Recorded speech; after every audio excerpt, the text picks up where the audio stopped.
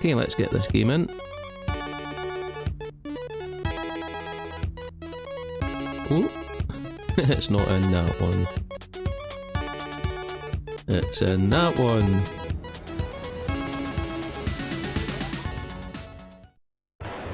Welcome to the stream. So today is a bit different. This is a chill, cosy chat where we're going to talk about my history in video games. Different consoles that I've owned, games that I've played over the years, computers, all that sort of stuff. And I'm just going to go through it as we play Revenge of Shinobi in the background. Yeah, this is on the Mega Drive. It's a good game. I think Shinobi 3 is better, but yeah, it's a good game. So anyway, where were we? My video game journey. Okay, so I started when I was about 8 years old. I really wanted an Atari 2600, but my parents couldn't afford an Atari 2600 at the time. So they went for the cheap option and bought me a Acetronic MPU 2000. Nobody's heard of this console. It's not a surprise. It's kind of like a cut down Atari. Didn't have very many games, and the games it did have were like the simplest of the simple. Invaders and Circus, like the very base level Atari games that came out in the first year or two. But it was okay for a year. Of course, the problem with having this Acetronic MPU thing was that none of my friends had one, so there was no school cool points. Couldn't exactly get in the playground at school and show off your Acetronic games, because nobody cared. Everybody else had an Atari, and that was the thing to have back then.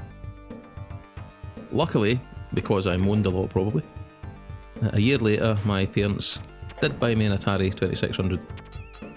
Finally, I could go to the playground and swap games with my friends. I could take in whatever recent game I'd just bought and swap it with games that they'd bought. Sometimes just for a loan, sometimes to keep. It was brilliant. Made a big difference. Also, the video shops near me, the sort of video rental shops, had started stocking Atari games. So you can actually go there and rent a game for 4 or 5 days. Because that was a good way to try out games that you'd otherwise never be able to play. Because bear in mind, they were quite expensive back then. Games were about, what, £40? £50? In today's money.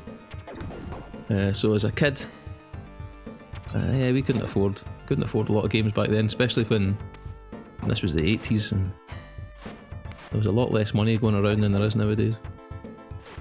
Anyway, so after about a year, maybe 2 years, that super exciting Atari suddenly became a little bit out of date. I'd gradually noticed that my friends had been moving on to something else and had been abandoning their Ataris. And the something else that they'd moved on to was computers. This was the era of the ZX81, the Sinclair Spectrum, and then moving on another year or so after that you had like the BBC Micro, Commodore 64. There was also the Commodore VIC-20, I had a few of my friends had a Commodore VIC-20. So anyway, that's what they all started getting. So I was a little bit suddenly left behind with my Atari 2600. So, once again, off to my parents, begging for a computer. And once again, they decided to go the cheap option and bought me a thing called a Spectra Video. And it was like a thing you plugged into the Atari and it turned into a fake computer. It's like a little keyboard thing that plugged into the cartridge slot of the Atari. This thing was awful. It was the worst of both worlds. It was a rubbish computer, and it basically made the Atari worse because you had to have this stupid thing plugged in, and then you had to unplug it to put a game in. So you couldn't. There was no like way to like have a game that was used the computer elements. It was just awful. But for about 6 months, I sat there pressing these horrible keys, trying to do sort of the minimum of basic programming. And it really was the minimum because I think this thing only had like 30% of a real basic language. So that was pretty rubbish. Sometime after that I went back to my old tactic of moaning lots. And eventually my parents gave in and decided to buy me an actual computer. I might have used the excuse that it would be a useful learning experience, but nevertheless, they bought me the computer, and they actually bought me the computer that I wanted, which was the Commodore 64. Now this was fantastic. This was a big step up, especially since some of my friends had Spectrums, so I got gloating points because Commodore 64 certainly at that time was much better than the Spectrum, and it was just great. I loved my Commodore 64. That was probably the first console or computer I had that I really got into in a big way, and I managed to get my own TV, and in my own room I had it set up with my Commodore 64, my own TV, and a giant collection of games, and I would just basically stay in night after night playing the Commodore 64. After a while this was deemed unhealthy, so I was encouraged to start getting out on my bike as well. So I split my time between cycling and playing games in the Commodore 64. And the good thing about this was, as well as the video shops sometimes had Commodore 64 games, but actually the local library had Commodore 64 games that you could rent out. So that was great. You could just go there and loan games for a couple of weeks, and then obviously not copy them off, because nobody did that copying games thing, surely. But yeah, I had the Commodore 64 for, I must have played it solid for 2 years, and then it blew up. It actually literally blew up. I think smoke started coming out of it one day. So I asked for a new computer, but the times were tight once again, and I think I'd started, I was in high school by this time. Anyway, I wasn't making money, so parents couldn't afford another Commodore 64 at that point in time, so they actually bought me an Amstrad CPC 464, which I think they thought was a better deal because it had a built-in tape deck, and there was a special offer on at the time that made it slightly cheaper than the Commodore 64. So they bought me that. And to be fair, the Amstrad was actually pretty good. Somewhere between the Spectrum and the Commodore 64, I would say. But yeah, a good computer. Some pretty interesting games available on it. These days, looking back, I noticed there was a lot of really good French games. But yeah, so I had the Amstrad. That was okay. Still wanted a Commodore 64. Used to read magazines back then, like Zap 64 and Commodore User, and I kind of was into them as much as the computer itself. But there was an Amstrad one called Amtix, so that was pretty good. So that did as a standby. So anyway, that was me for the next year or two, playing this Amstrad. And then I'd noticed another change. My friends had suddenly stopped playing their Commodore 64s and Spectrums, and they were splitting off in two separate directions. Some had seen the Nintendo Entertainment System and the Sega Master System, and they wanted to go that route, and other ones were going down the Atari ST Commodore Amiga route. So, since I love my Commodore 64 so much, my next target was an Amiga. So by this point I think I'd started earning some of my own money, so I started saving up for a Commodore Amiga.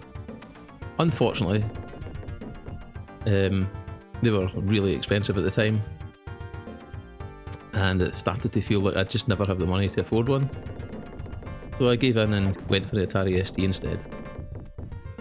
And to be fair, the Atari ST turned out to be brilliant. Once again, really loved it. Fantastic computer. First time I'd had a proper disk drive, because disk drives for the Commodore 64 were way too expensive. And in the Amstrad it was these strange 3-inch discs everywhere.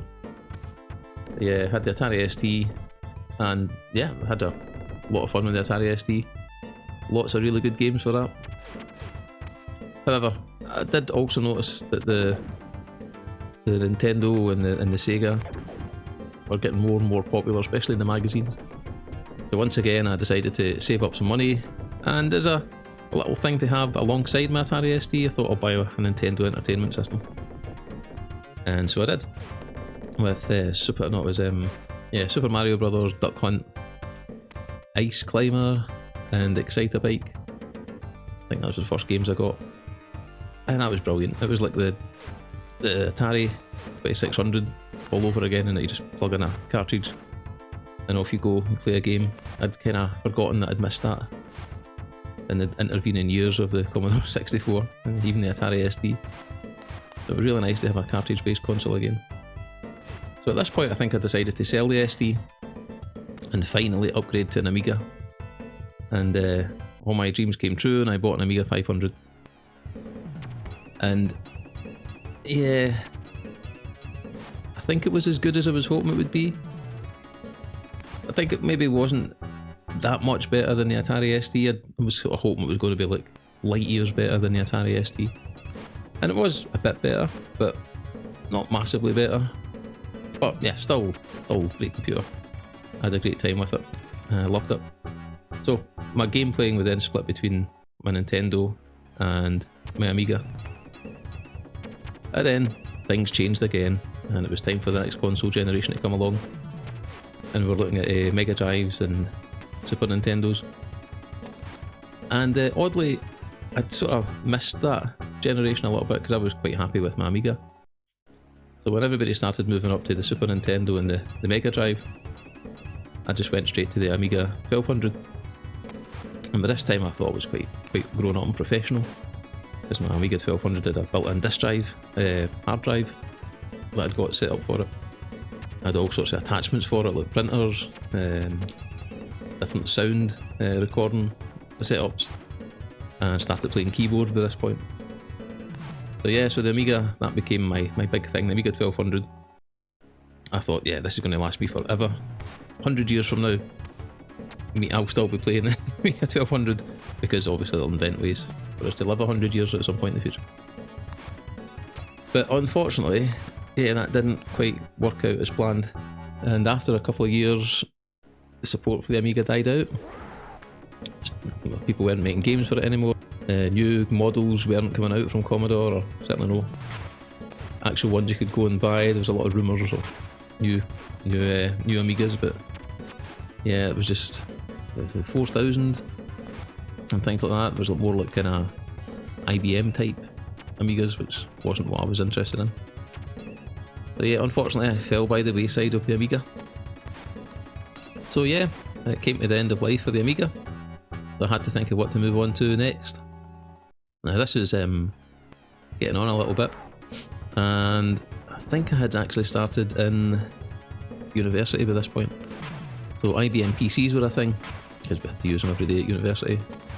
So I did manage to make myself my first IBM PC compatible, and in doing so realised that I really loved computing. I knew that anyway from the ST and the Amiga, but this kind of proved the point that I was super interested in computers. And so I started making more IBM PC compatibles for friends or other people that wanted one. So this moved me even further away from the console scene. And that was me for a few years. I think I wasn't really playing games at this point. It was really all about just setting up computers, doing some programming. And that all changed when the PlayStation came out. I would say the PlayStation both revolutionised and killed gaming. Revolutionised because it was just a whole other world. I'd seen the Sega Saturn, and that looked good as well, but there was just something about the PlayStation that set it apart. It wasn't just the console itself, it was the atmosphere around it. It almost had its own culture. The vibe of it was much more grown up. The music that you would hear on the PlayStation was much more in line with stuff that was in the charts at the time. It was just trendy, and it was everywhere. Nightclubs, festivals, you would find a PlayStation setup. So yeah, it was a big cultural shift, as well as a technological shift. So I had a PlayStation, and really loved the PlayStation. But at the same time, it moved gaming away from the 8 and the 16-bit era. It moved into obviously the 3D graphics and style of gameplay, first-person shooter type of thing. I think we lost quite a lot of charm and the innocence of the original 8-bit, 16-bit era.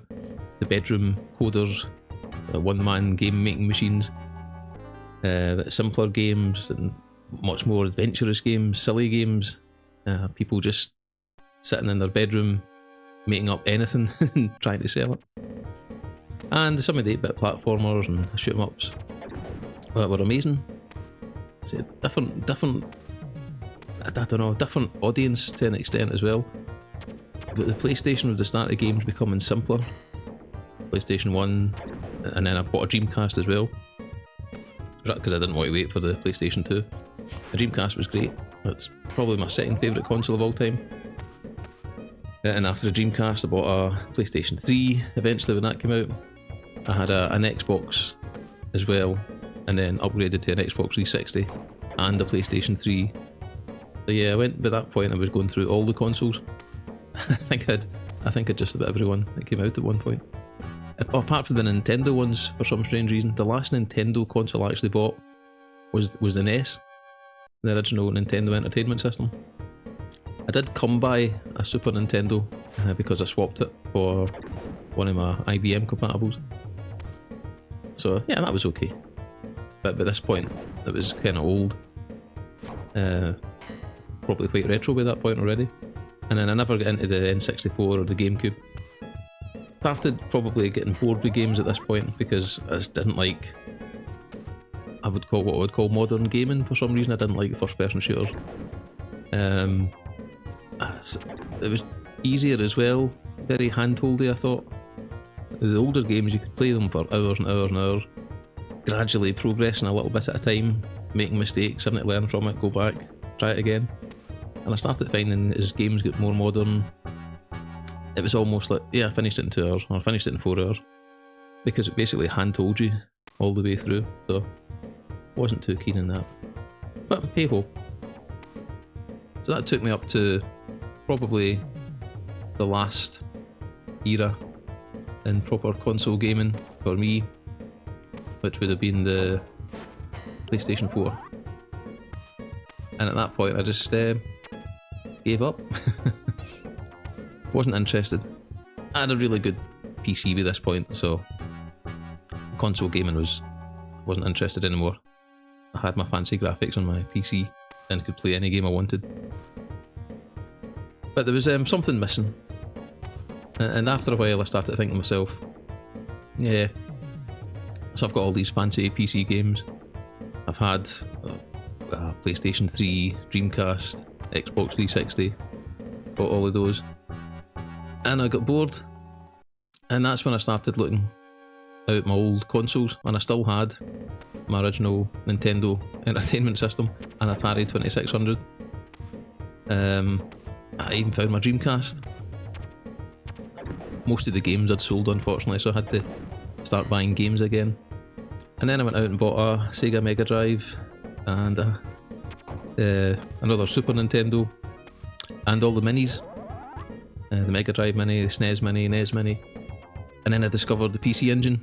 The PC Engine was like a kind of unicorn console back in the day. You'd see it in the back of magazines, but that was all, you'd just see pictures of it. It never seemed to ever get released in the UK. So it was a little bit special and mysterious. Along with the Neo Geo, which was, you'd see adverts for the Neo Geo, but the games were like £1,000 or some crazy amount of money, so you never ever imagined you would own one. But the PC Engine, I'd always been interested. And then I got the chance to buy a PC Engine. And that was fantastic. And the PC Engine Mini came out a couple of years back. And that's a nice little mini console as well. And there's just something special about the PC Engine. I don't know what it is.